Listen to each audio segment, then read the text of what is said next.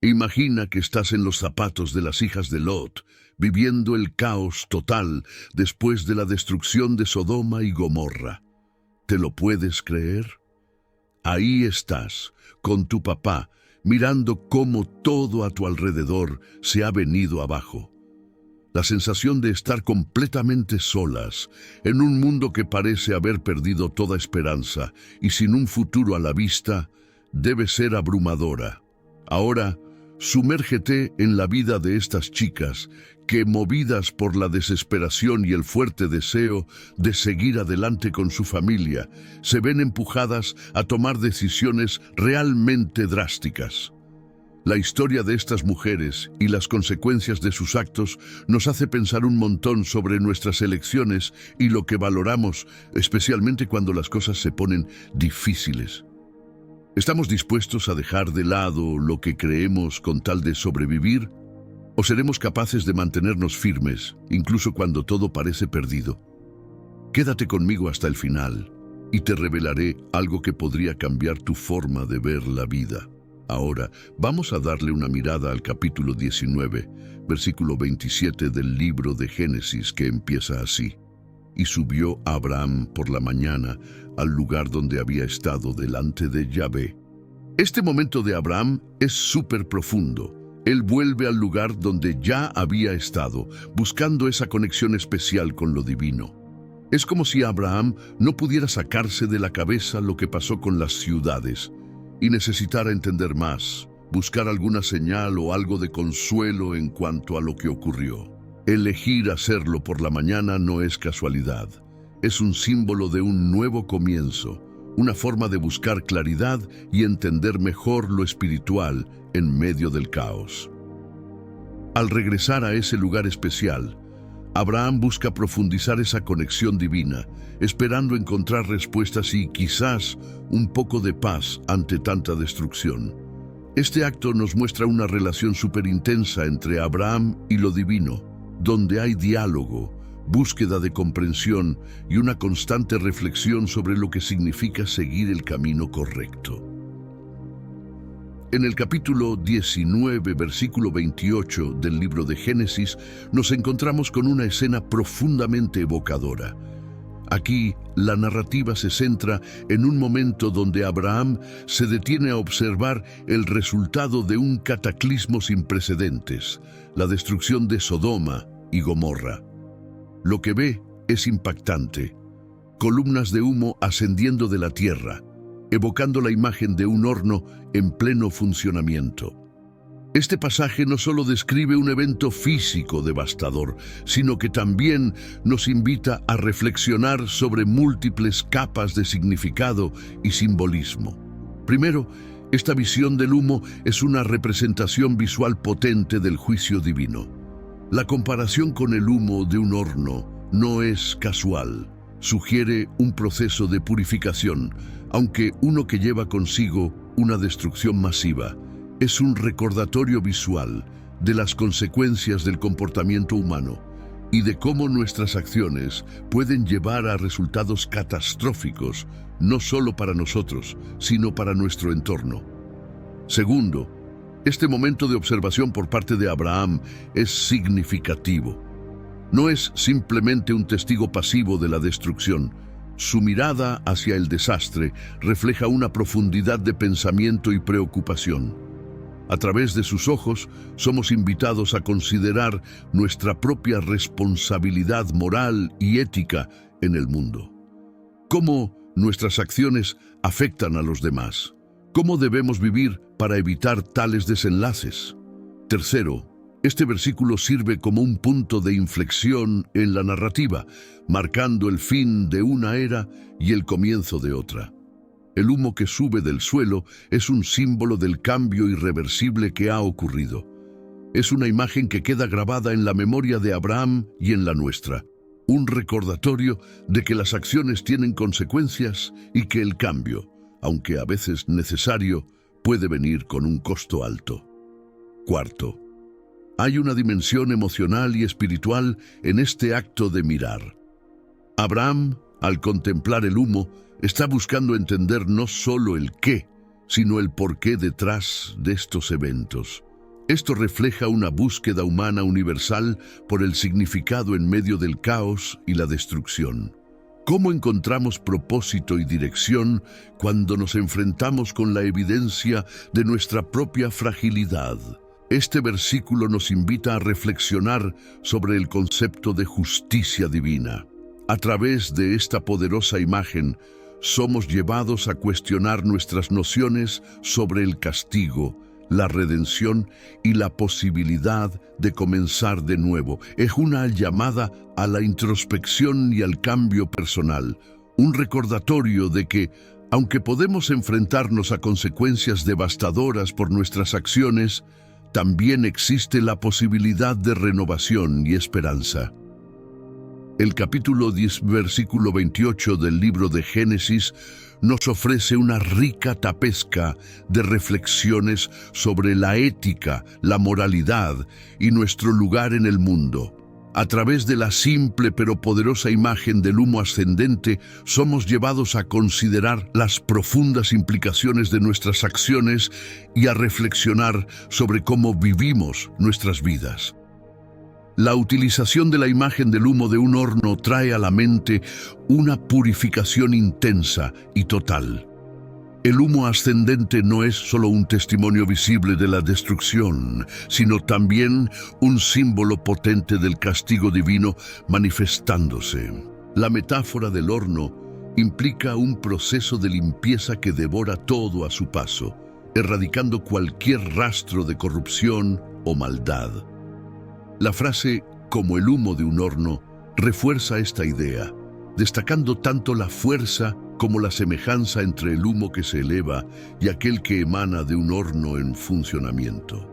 Este uso de un lenguaje pictórico y simbólico no solo destaca la escala de la destrucción, sino que también transmite la gravedad del castigo divino, sugiriendo imágenes de un fuego limpiador que erradica por completo el pecado. La representación del humo como evidencia de la intervención divina no solo subraya la naturaleza severa del castigo, sino también la idea de un renacer post-purificación.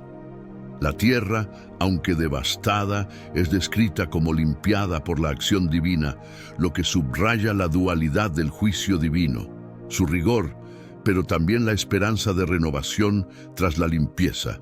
Avanzando en nuestro análisis hacia el capítulo 19, versículo 29 del libro de Génesis, encontramos un pasaje revelador.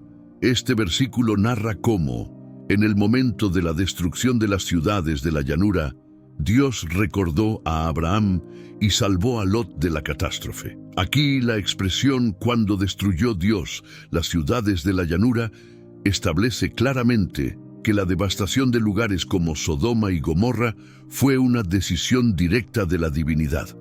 La frase pone en relieve la acción divina, indicando que la destrucción fue un acto consciente y deliberado por parte de Dios, como respuesta a la degeneración y el pecado reinantes en dichas ciudades.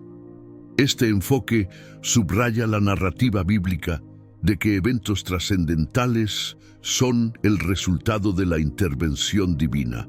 La mención específica de las ciudades de la llanura amplía el alcance del juicio divino, mostrando que no solo Sodoma y Gomorra, sino también otros asentamientos en la región, fueron objeto de este castigo divino. La explanada se transforma en un símbolo palpable del descontento celestial y la imperiosa necesidad de un juicio absoluto. Al posicionar a Dios como el ejecutor primordial de estos actos, se subraya su supremacía y la seriedad de su reacción ante la decadencia ética. Este enfoque pone de relieve la importancia del juicio justo de Dios y sienta las bases para una comprensión profunda de la naturaleza de los acontecimientos que siguen en el relato. A continuación, examinaremos la parte del versículo que dice «Dios recordó a Abraham».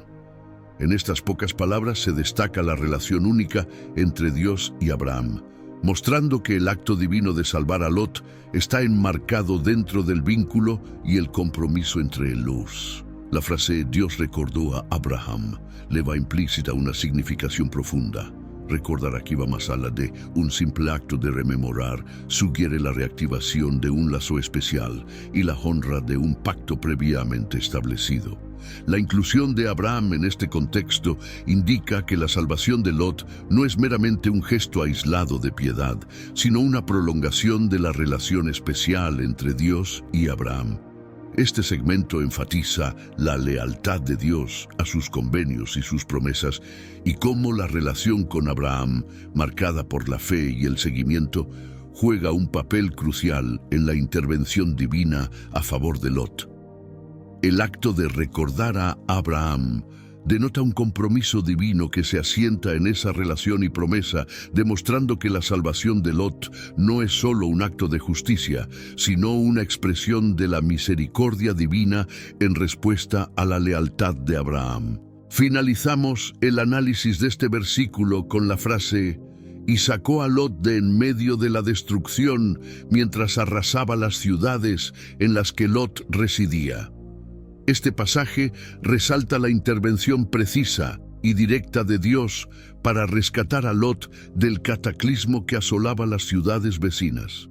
Este detalle pone de manifiesto la misericordia y la equidad de Dios al salvaguardar a los virtuosos, al mismo tiempo que emite su veredicto sobre los malvados.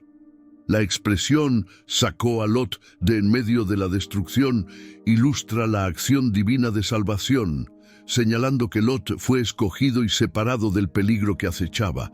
Este acto de salvaguarda revela la compasión de Dios hacia aquellos considerados virtuosos y fieles. La mención de que Dios envió fuera a Lot de la devastación implica una protección divina que trasciende la mera observación del castigo, mostrando una implicación activa para preservar la vida de los justos. La alusión a «mientras arrasaba las ciudades donde Lot vivía» subraya el carácter selectivo del castigo divino. Mientras que las ciudades se desmoronan por su perversidad, Lot es cuidadosamente extraído de la zona de peligro. Esta distinción aclara la justicia de Dios al diferenciar entre los justos y los pecadores durante el juicio. En conjunto, este pasaje transmite la compasión y equidad divinas, demostrando el balance entre la ejecución del castigo a los inicuos y la protección a los justos, reforzando la percepción de una intervención divina discernida y justa, incluso en la aplicación de la justicia. La decisión de Lot de trasladarse al monte en vez de permanecer en Zoar refleja un cambio en su percepción sobre la seguridad, o tal vez una preferencia por el aislamiento. La expresión «pero Lot salió de Zoar» sugiere que, tras su llegada a Zoar, Lot reconsideró su estancia allí. Zoar, mencionado anteriormente como su refugio escogido debido a su pequeño tamaño, y por lo tanto su percepción de ser un lugar seguro ya no se veía como tal. Optar por el monte sugiere que Lot encuentra más seguridad o adecuación en otro lugar. Escoger vivir en el monte puede representar un anhelo por el aislamiento y la distinción. En varios contextos bíblicos, los montes suelen ser vistos como espacios remotos y elevados, en ocasiones asociados con encuentros espirituales o periodos de reflexión. Al seleccionar el monte como su nuevo hogar, Lot podría estar buscando un santuario de retiro y aislamiento, posiblemente para procesar los eventos traumáticos recientes y buscar paz espiritual. La mención de que sus dos hijas estaban con él indica que Lot no toma esta decisión en soledad. Su familia lo acompaña, mostrando una cohesión en su decisión de buscar aislamiento o, quizás, un deseo compartido por el retiro. Al analizar el detalle de que tenía miedo de permanecer en Zoar, se revela una modificación en la percepción de seguridad de Lot o, quizá, una inclinación por el aislamiento. La frase «subió de Zoar y se estableció en el monte» demuestra la elección deliberada de Lot de dejar Zoar en busca de un refugio más seguro en las alturas del monte. Este cambio se interpreta como una señal de que Lot, tras sobrevivir al horror de la aniquilación, reevalúa su sentido de seguridad y opta por un sitio que considera más protegido. El temor a quedarse en Zoar arroja luz sobre el estado mental continuo de inseguridad en Lot, incluso después de huir del castigo divino en Sodoma y Gomorra. Parece que Zoar, aunque designado como un lugar seguro, no proporcionaba la confianza necesaria para Lot, llevándolo a buscar un refugio alternativo en el monte. Esta elección de vivir en el monte en lugar de Zoar sugiere una búsqueda de mayor seguridad y aislamiento, mientras que el miedo expresado revela la ansiedad persistente de Lot tras presenciar la destrucción, reflejando el impacto emocional duradero de los sucesos y la necesidad de encontrar un entorno que le ofrezca renovada seguridad y paz. La afirmación de que vivió en una cueva, él y sus 2 hijas, subraya la medida extrema a la que Lot recurre para encontrar refugio, eligiendo una cueva como hogar, lo cual denota un deseo profundo de ocultamiento y aislamiento. Habitar en una cueva junto con sus hijas destaca la cautela de Lot y su intención de separarse del resto del mundo después de atravesar situaciones traumáticas.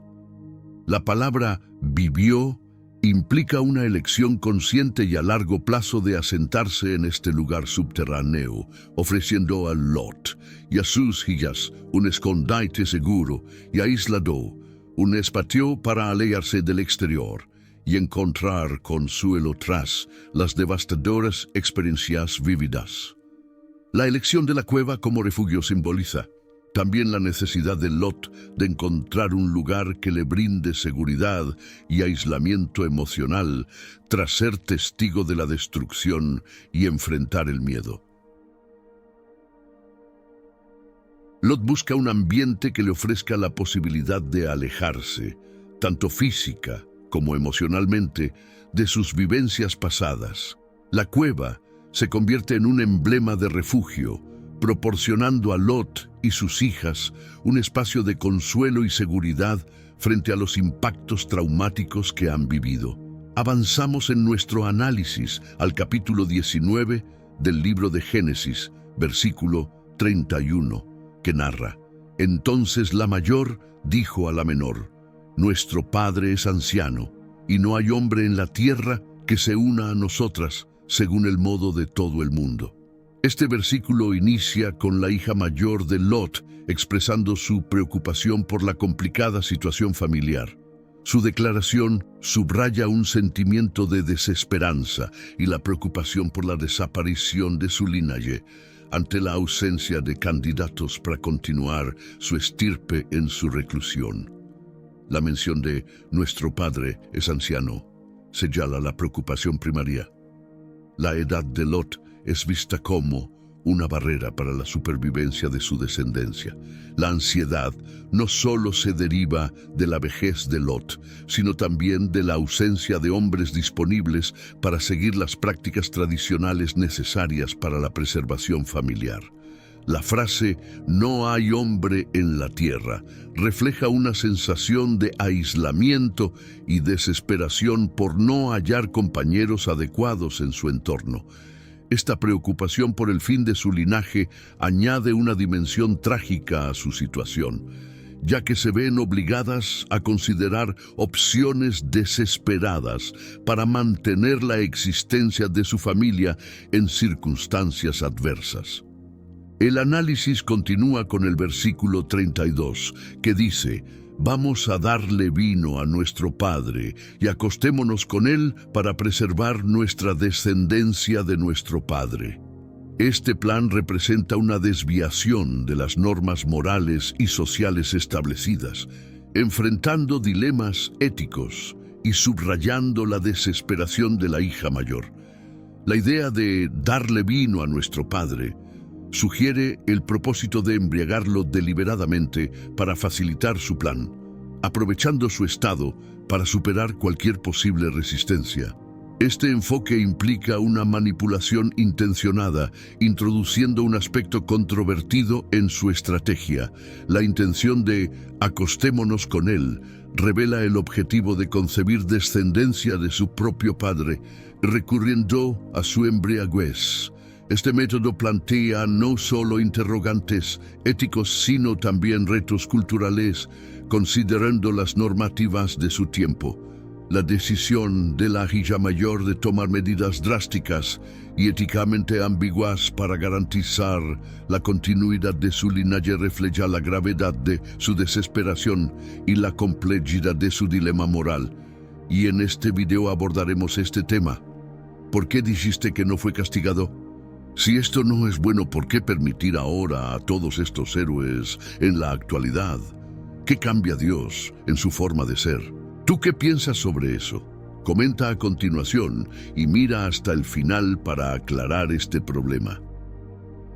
La trama expone esta coyuntura como un espejo de la desesperación aguda sentida por las hijas mayores, quienes, ante la ausencia de alternativas tradicionales, optan por un enfoque polémico y radical para asegurar la continuidad de su descendencia. Este segmento pone de relieve el dilema ético y la intrincada situación retratada en la escritura bíblica, concluyendo el análisis de este versículo con «y así aseguraremos descendencia de nuestro Padre». Esta declaración subraya el objetivo de preservar su linaje, demostrando la longitud a la que la desesperación y el aislamiento pueden impulsar a tomar decisiones drásticas y éticamente ambiguas. La frase «y así aseguraremos descendencia de nuestro Padre» descubre la intención detrás del plan de la hija mayor, resaltando su urgencia y la necesidad imperativa de mantener la línea de su familia. La palabra aseguraremos enfatiza la ansiedad de la hija mayor por la supervivencia de su linaje en un escenario que desde su punto de vista carece de alternativas factibles. Esta racionalización revela el estado de desesperación crítica de las hijas mayores, sintiéndose acorraladas en una situación aparentemente sin salida. La mención de nuestro Padre enfatiza la relación directa con su progenitor, reforzando la noción de que esta medida drástica se adopta no solo por una desesperación generalizada, sino también por un deseo concreto de perpetuar la estirpe familiar portadora del legado de su padre. Avanzando en este análisis hacia el capítulo 19 del libro de Génesis, versículo 33, que narra: «Y le dieron vino a su padre esa noche, y la mayor fue y yació con su padre. Y él no se percató de cuándo se acostó ni cuándo se levantó». Este punto de la narrativa ejecuta el plan trazado por las hijas de Lot, empleando el vino para embriagar a su padre y proceder con su plan sin su conciencia activa. La narrativa desgrana el despliegue de la estrategia concebida por las hijas para asegurar su descendencia. La expresión «le dieron vino a su padre» pone el foco en la acción concreta de intoxicar a Lot. El vino se transforma en la herramienta para nublar la conciencia de su padre y crear una situación de vulnerabilidad que posibilita el avance de su plan. Este acto ilustra cómo el vino se emplea como un medio estratégico en la consumación de su propósito de preservar su linaje. La selección de la noche para efectuar este acto introduce un aspecto de secretismo y encubrimiento. La penumbra nocturna subraya el carácter subrepticio del empeño, resaltando la cautela con la que las hijas de Lot intentan consumar su plan. Concluyendo el análisis con «y la mayor entró y yació con su padre, pero él no percibió ni su llegada ni su partida». Este pasaje detalla meticulosamente la realización del plan, destacando la completa inconsciencia de Lot sobre la actuación de su hija mayor debido a su profunda intoxicación. La mención de su ignorancia tanto al acostarse como al levantarse enfatiza el grado de su embriaguez. La frase «y la mayor entró» señala el instante en que la hija mayor avanza con la fase subsiguiente del plan, adentrándose en el espacio de su padre, y el uso de yació señala la culminación del acto planificado, resaltando la dimensión controvertida y moralmente compleja de su acción. La frase Lot no percibió cuando ella se acostó ni cuando se levantó, evidencia la intoxicación avanzada de Lot. La insistencia en su ignorancia subraya su total desconocimiento de los actos realizados por su hija mayor, resaltando cómo su sensibilidad y alerta están completamente mermadas por el alcohol. Este aspecto acentúa el éxito del plan, ya que la hija mayor consigue realizar sus acciones sin que Lot tome conciencia de ellas, enfatizando la severidad de su estado de ebriedad. Procedemos con nuestro análisis al capítulo 19 del libro de Génesis, versículo 34, que relata: Al día siguiente, la mayor le dijo a la menor: «Mira, anoche yací con mi padre. Bebámosle vino también esta noche, y ve tú y yace con él, para que aseguremos descendencia de nuestro padre». Este versículo inicia analizando cómo la hija mayor informa a su hermana menor acerca del éxito de la primera noche, preparando el terreno para una segunda ocasión. La trama se centra en el diálogo entre las hermanas, resaltando su complicidad y la continuidad del plan. La mención de «al día siguiente» marca un marco temporal que sugiere que la conversación tiene lugar tras la consumación del plan inicial. La declaración «la mayor le dijo a la menor» pone de relieve la dinámica entre las hermanas y su esfuerzo colaborativo en este esquema. La conversación demuestra una planificación detallada y la disposición a seguir adelante con su estrategia. La confesión de la hija mayor de haber yacido con su padre la noche anterior establece las bases para la repetición del acto con la intención de llevar adelante su plan exitoso. Finalizamos este análisis con «Bebámosle vino también esta noche, y ve tú y yace con él para que aseguremos descendencia de nuestro padre». Este versículo recalca el empeño de las hijas de Lot por mantener su linaje mediante acciones moralmente ambiguas. La repetición del acto de embriagar a Lot, señalada por «bebámosle vino también esta noche», reitera el uso del alcohol como herramienta para facilitar sus fines. La instrucción de la hija mayor a la menor de unirse a la iniciativa remarca el enfoque colectivo hacia la preservación familiar. La finalidad declarada de sus esfuerzos para que aseguremos descendencia de nuestro padre enfatiza el deseo de perpetuar su familia a pesar de las circunstancias adversas. Este versículo subraya la gravedad ética del dilema al que se enfrentan las hijas de Lot, dispuestas a adoptar medidas drásticas para lograr su propósito.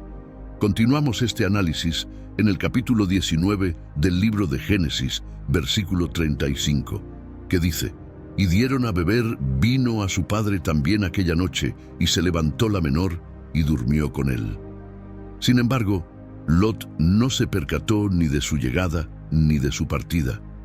Este notable pasaje se inicia con «y le dieron de beber vino a su padre esa misma noche», subrayando la estrategia recurrente de utilizar el vino para anular la conciencia de Lot, facilitando así la ejecución de sus planes. La mención de «esa misma noche» refuerza la persistencia del plan, indicando que la hija menor está siguiendo las directrices de su hermana mayor para replicar la acción. La narración despliega una secuencia que evidencia la estrecha cooperación entre las hermanas para llevar a cabo su propósito. Este fragmento resalta el firme propósito de las hijas de Lot de proseguir con su plan, a pesar de los dilemas éticos que sus acciones conllevan. La reiteración de embriagar a Lot subraya la ejecución efectiva de su táctica por ambas, poniendo de relieve su compromiso unánime con la meta de perpetuar su descendencia. Al concluir este análisis con «la menor se levantó y yació con él, pero él no percibió su llegada ni su partida», observamos un paralelismo con la experiencia de la hija mayor. Lot sigue ajeno a las acciones de su hija menor debido a su intoxicación. La reiteración en la descripción de ambos incidentes subraya el acierto de su estrategia y la absoluta desatención de Lot. La frase, la menor se levantó, señala el instante en que sigue las pautas de su hermana mayor y avanza con la etapa siguiente del plan. El uso del término yació señala la realización del acto intencionado y la elección de continuar con este enfoque resalta su decisión estratégica. La repetición de "pero él no percibió su llegada ni su partida" consolida la eficacia de la estrategia de las hijas de Lot y enfatiza la profunda intoxicación de Lot, que le impide reconocer los eventos a su alrededor. Avanzamos este análisis hacia el capítulo 19 del libro de Génesis, versículo 36, que declara: así, las dos hijas de Lot quedaron embarazadas de su padre. Este segmento reconoce a las protagonistas, las hijas de Lot, estableciendo la conexión familiar esencial para los eventos subsiguientes.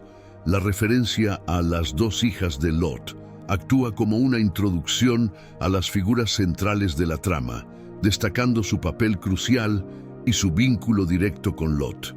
La mención conjunta resalta su participación activa en el plan de asegurar su descendencia, enfatizando cómo su relación parental con Lot afecta el desenlace de la historia. Este breve segmento sirve de preámbulo para entender a los personajes principales y la dinámica familiar implicada. En el relato, la aparición de las dos hijas de Lot presagia su rol en los acontecimientos venideros, poniendo de relieve el papel fundamental que juega la dinámica familiar en esta parte de la historia. Al concluir este análisis con "quedaron embarazadas de su padre", se subraya una circunstancia excepcional y moralmente intrincada, en la cual, enfrentadas a un escenario de desolación y con el impulso de asegurar su descendencia, las hijas de Lot optan por una acción incestuosa. Este gesto representa un esfuerzo desmedido por la supervivencia y la preservación de su estirpe bajo condiciones extremas. La oración "quedaron embarazadas de su padre" sintetiza el desenlace directo de la decisión de las hijas de Lot, enfatizando el éxito de su propósito de continuar su linaje. El término "quedaron embarazadas" destaca que estas uniones prohibidas tuvieron como resultado el embarazo, logrando así el objetivo de las hijas de Lot de salvaguardar su progenie. Este hecho, aunque éticamente reprobable, refleja la precaria situación de las hijas de Lot y su firme resolución de mantener viva su línea familiar ante un futuro incierto. La historia invita a reflexionar sobre dilemas morales profundos y evidencia cómo la desesperación puede llevar a decisiones excepcionales y radicales, incluso cuando contravienen las normas culturales y éticas vigentes. Proseguimos este análisis con el capítulo 19 del libro de Génesis, versículo 37, que menciona: la mayor dio a luz un hijo y le puso por nombre Moab. Es el progenitor de los moabitas hasta el día de hoy. Este segmento informa sobre el desenlace del esquema de la hija mayor de Lot, culminando en el alumbramiento de un hijo. Esta línea resume la realización exitosa del plan de la hija mayor para perpetuar su linaje. La referencia a la mayor subraya la identidad de la progenitora, colocando a la hija mayor en el centro de este acontecimiento. El acto de dio a luz señala el crucial evento del nacimiento de un hijo como consecuencia directa de sus acciones previas. Este alumbramiento simboliza la concreción de su empeño por asegurar una descendencia en un entorno desafiante. Este breve pasaje resalta la concretización de la meta de la hija mayor de Lot, vinculando directamente sus acciones con el resultado palpable del nacimiento de un nuevo integrante familiar. La historia prosigue desentrañando las complejidades morales y las secuelas de estas decisiones extraordinarias en el tejido de la narrativa. A continuación, analizaremos el fragmento que dice: y le puso por nombre Moab. sugiriendo que el nombre Moab, potencialmente derivado de mi padre, refleja las circunstancias únicas de su concepción. Este detalle resalta la conexión entre el nombre elegido y el contexto especial de su nacimiento, otorgando un marco simbólico. La acción de nombrar al niño como Moab subraya la decisión de la madre de marcar la singularidad de la situación y tejer una relación semántica entre el nombre y las condiciones de su concepción. La denominación de Moab se erige como una señal simbólica de la singular trayectoria de este niño y su nacimiento excepcional, surgido de un contexto de extrema necesidad y el deseo de mantener el legado familiar. Con este versículo concluimos el análisis, centrándonos en el ancestro de los moabitas hasta el día de hoy. Este comentario revela una profundidad adicional al contemplar las repercusiones históricas y culturales derivadas de este acontecimiento único. La elección del nombre Moab por parte de la hija mayor de Lot no es un mero acto de nominación, sino una declaración cargada de simbolismo e historia. Este nombre, que se traduce literalmente como «de mi padre», encapsula una narrativa compleja y multifacética sobre el origen y la identidad del pueblo moabita. Al vincular de manera tan explícita al niño con su progenitor, la narrativa bíblica no solo subraya la singularidad de su concepción, sino que también establece un hilo conductor entre Moab y las futuras generaciones de su pueblo. Este acto de nominación se convierte así en un pilar fundamental en la construcción de la identidad colectiva moabita, trazando sus raíces hasta un momento definitorio en la historia de sus ancestros. Más allá de su significado inmediato, el nombre Moab actúa como un faro que ilumina las circunstancias extraordinarias de su origen. Al recordar el contexto de su concepción, este nombre perpetúa la memoria de un episodio crucial, marcado por decisiones extremas frente a la desesperación. La elección de este nombre por parte de la hija de Lot no es simplemente un reflejo de la realidad biológica, es una forma de codificar y transmitir una historia fundacional, una que resalta la resiliencia y la astucia en tiempos de crisis. A través de este nombre, se transmite a las generaciones futuras una lección de supervivencia y adaptación, elementos clave en la saga del pueblo moabita. El legado de Moab, como precursor de los moabitas, no se limita a una línea genealógica. La mención de su descendencia hasta la actualidad nos habla de un linaje que ha sabido perdurar a través del tiempo, superando adversidades y evolucionando mientras mantiene un vínculo inquebrantable con su origen. Esta continuidad no solo demuestra la resiliencia y la cohesión del pueblo moabita, sino que también subraya la importancia de las narrativas de origen en la conformación de la identidad colectiva. La historia de Moab y su designación se entrelazan con la esencia misma del pueblo moabita, forjando un sentido de pertenencia y de propósito que trasciende generaciones. Además, al presentar a Moab como el antepasado de los moabitas, la narración ofrece una visión profunda de cómo los eventos pasados moldean las realidades presentes y futuras de los pueblos. Esta perspectiva etnológica no solo enriquece nuestra comprensión del pasado, sino que también ilumina los procesos a través de los cuales las comunidades interpretan y redefinen su historia para forjar su identidad. En este sentido, Moab se convierte en un símbolo de la capacidad humana para narrar y resignificar la historia, destacando la importancia de las tradiciones orales y escritas en la perpetuación de la cultura y la memoria colectiva. El relato sobre Moab y su impacto en la formación del pueblo moabita también invita a una reflexión más amplia sobre los mecanismos a través de los cuales los grupos humanos construyen sus narrativas fundacionales. Estas historias, cargadas de significado y simbolismo, no solo narran los orígenes, sino que también establecen valores, normas y expectativas que guían a la comunidad. Así, el nombre de Moab y su historia asociada funcionan como un eje central en torno al cual gira la identidad moabita, proporcionando un marco a través del cual se interpreta el pasado y se proyecta hacia el futuro. La historia de Moab y su papel como precursor de los moabitas es un testimonio de la complejidad de la herencia cultural y de la forma en que las comunidades se aferran a sus orígenes para definir quiénes son.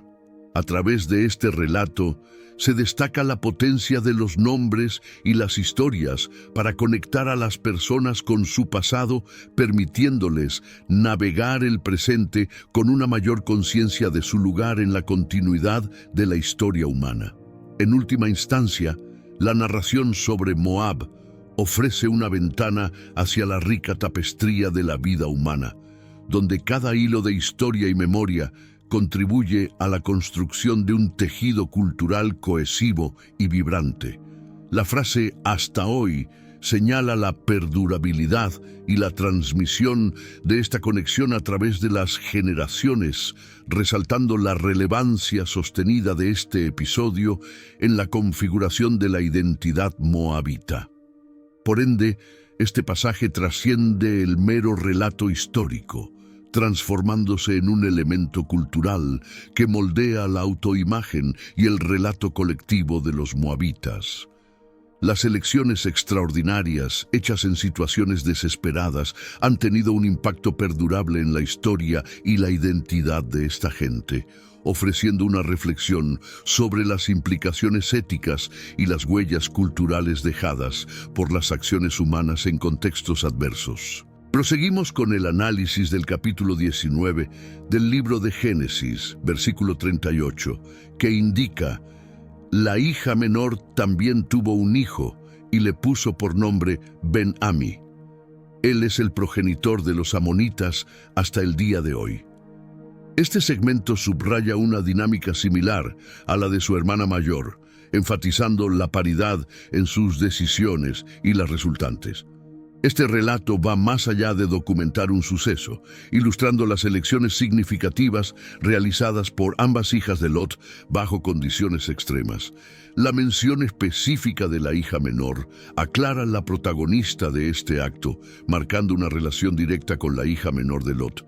La palabra también subraya la semejanza en los actos de ambas hermanas, estableciendo un paralelo que resalta su resolución unánime de preservar su linaje familiar. La oración "tuvo un hijo" refleja el resultado concreto de la iniciativa tomada por la hija menor, marcando el éxito de su esfuerzo por continuar su línea familiar bajo condiciones adversas. Al igual que con su hermana mayor, este nacimiento es emblemático del triunfo de su plan para asegurar un futuro para su estirpe en una época de crisis. El relato ilustra la simetría en la conducta de las hijas de Lot, evidenciando la compleja situación a la que se enfrentaron y cómo ambas optaron por soluciones parecidas en un instante decisivo. Este segmento no solo relata un hecho significativo, sino que también subraya la congruencia en las decisiones de las hijas de Lot y sus implicaciones, funcionando como un componente esencial para entender la historia en su conjunto, poniendo de manifiesto los dilemas morales y el impacto cultural de estas elecciones excepcionales. El fragmento que aborda la denominación Ben-Ami, otorgada por la hija menor de Lot a su hijo, despliega una rica tapestría de significados y resonancias culturales. Este acto de nombrar no es meramente funcional, sino que se carga de un profundo sentido de pertenencia y de intento por preservar una identidad colectiva en tiempos de crisis. La elección del nombre "Hijo de mi pueblo" encapsula un deseo ferviente de mantener viva la memoria y la cohesión de un grupo que enfrenta la amenaza de la disolución. En un contexto de devastación, el nombre se convierte en un faro de esperanza y resistencia, una afirmación de que, a pesar de las adversidades, la esencia de la comunidad prevalecerá. Este gesto de la hija menor de Lot al nombrar a su hijo trasciende la simple atribución de una identidad personal. Se erige como un acto de afirmación cultural y de enraizamiento en una herencia que se desea perpetuar. En el seno de la desolación, el nombre Ben-Ammi se alza como un testimonio de la determinación de un pueblo por no dejar que su legado se disipe en el olvido. La narrativa subraya la importancia de la memoria y la tradición en la construcción de la identidad colectiva, mostrando cómo, incluso en las circunstancias más sombrías, los individuos buscan anclar su existencia en un pasado común que les proporciona sentido y continuidad. La mención de Ben-Ammi como hijo de mi pueblo no solo refleja un acto de preservación cultural en medio de la catástrofe, sino que también plantea interrogantes sobre la naturaleza de la identidad y la pertenencia.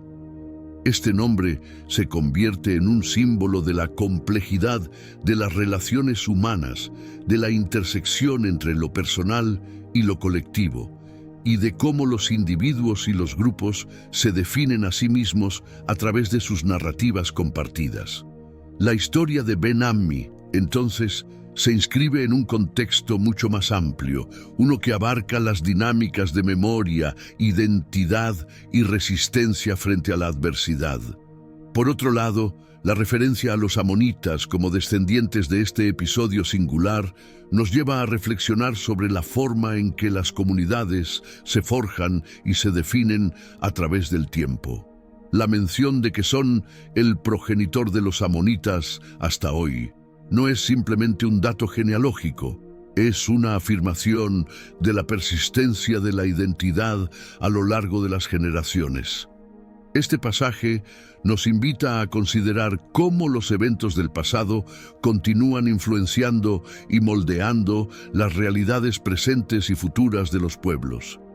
La narrativa de los amonitas se convierte en un espejo de la historia humana, donde cada generación hereda los relatos de sus antecesores, reinterpretándolos y adaptándolos a sus propios contextos y necesidades. La genealogía de los amonitas, vinculándolos con Lot y su descendencia, revela cómo las historias de origen desempeñan un papel crucial en la construcción de la identidad colectiva.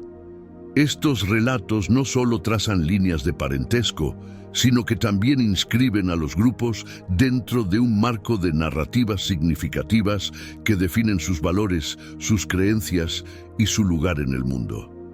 La continuidad cultural y étnica de los amonitas, sostenida a través del tiempo, es testimonio de la fuerza de estas historias para unir a las personas, proporcionándoles un sentido de pertenencia y de propósito compartidos.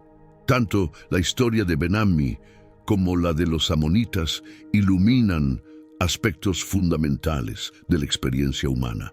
La necesidad de pertenecer, de recordar y de transmitir el legado cultural a las futuras generaciones. Estas narrativas, incrustadas en el tejido de la tradición bíblica, resuenan más allá de su contexto específico, hablando de los esfuerzos universales por encontrar significado, cohesión y continuidad en medio de la fluidez y la incertidumbre de la existencia. La elección del nombre Ben-Ammi y la mención de los amonitas como descendientes directos de Lot no son meros detalles históricos, son reflejos de un profundo anhelo humano por conectar con nuestros orígenes y por asegurar que nuestra herencia cultural se mantenga viva a través del tiempo. La narrativa de las hijas de Lot y la concepción de sus hijos, que dieron origen a los pueblos de Moab y Amón, presenta un complejo tejido de decisiones morales y supervivencia en circunstancias extremas.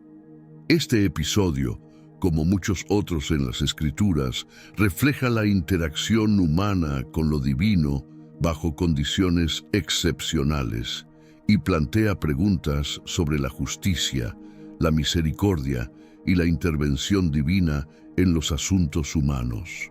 La ausencia de un castigo directo por parte de Dios hacia Lot y sus hijas por este acto que a primera vista podría considerarse inmoral, puede interpretarse de varias maneras. En primer lugar, es importante considerar el contexto y las normas culturales y sociales de la época, que eran distintas a las actuales.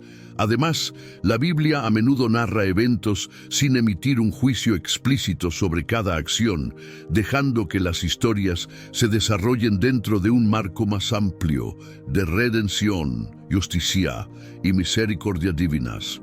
Sobre la cuestión de por qué se permiten errores o acciones inmorales en la actualidad y si Dios cambia su manera de ser, es esencial reconocer que, según las creencias judeocristianas, Dios es inmutable en su esencia y carácter. Sin embargo, su relación con la humanidad puede manifestarse de maneras que reflejen tanto su justicia como su misericordia, teniendo en cuenta el libre albedrío otorgado a las personas. La presencia de acciones erróneas o inmorales en el mundo se entiende frecuentemente dentro del marco del libre albedrío humano y la capacidad de elegir entre el bien y el mal. La idea de un Dios que no cambia su esencia, pero cuya justicia y misericordia se manifiestan de acuerdo al contexto y las circunstancias, es central en la teología judeocristiana. Este episodio y la respuesta divina, o la falta de ella, puede llevarnos a reflexionar sobre la complejidad de la condición humana, la soberanía divina y el misterio de cómo la justicia, la misericordia y el propósito divinos se entrelazan a lo largo de la historia de la humanidad. En resumen, más que señalar un cambio en el carácter de Dios, estas historias pueden invitarnos a explorar la profundidad de nuestra comprensión de lo divino y su relación con el mundo.